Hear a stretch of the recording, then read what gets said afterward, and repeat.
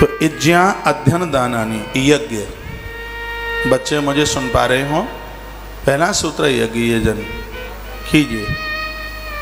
दूसरा है अध्ययन, स्वाध्याय कीजिए।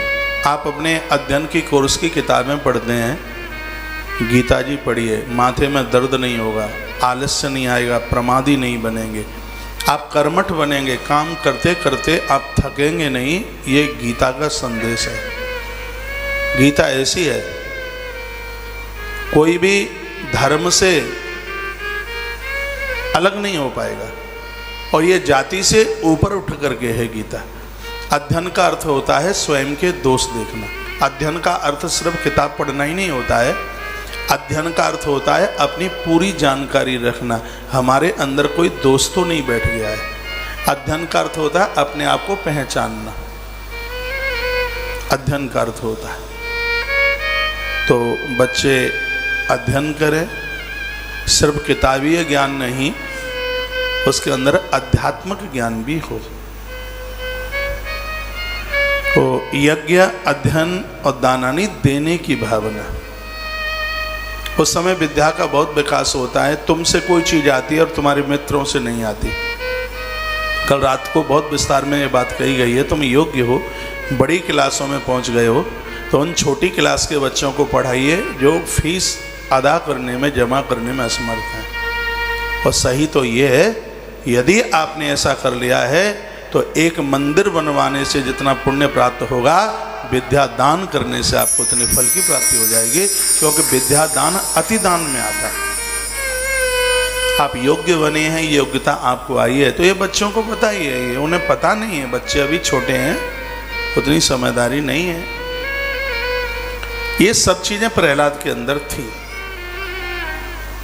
ये नारद जी ने सब कुछ उन्हें बता दिया था। प्रहलाद जी ने तो ये सब माँ के गर्भ में ही देवर्षि नारद जी से सब समझ रखी थी बात। पिता बड़ा कर्कश है, तो भी उसके अंदर, उसकी धमनियों में ये बातें बैठी हुई हैं। अगला सूत्र है तप। कोई कष्ट आवे उसको सहन करने की शक्ति रखिए। झुलसिए मत, डगमगाइए मत। रात के बाद दिन भी तो आता है। सहन शक्ति रखिए, सब ठीक हो जाएगा। डरिए मत, पता नहीं अब क्या होगा। बच्चे प्राय इसलिए फेल हो जाते हैं, एग्जाम देने से पहले उनके हाथ पांव कांपते हैं, पता नहीं क्या होगा, पूरी साल तो पढ़ नहीं पाए हैं, अब पता नहीं क्या होगा।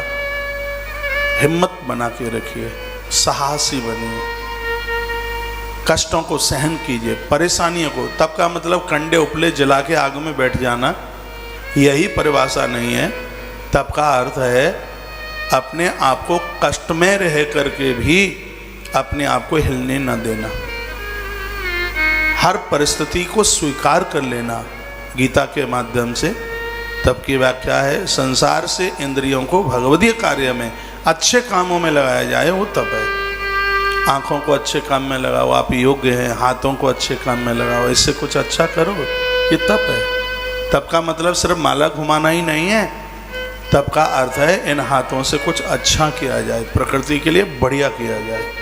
आपके हाथ हाथ नहीं, आपके हाथ इंसान के ही हाथ नहीं, आपके हाथ जगन्नाथ के हाथ बन जाए, ऐसा कीजिए।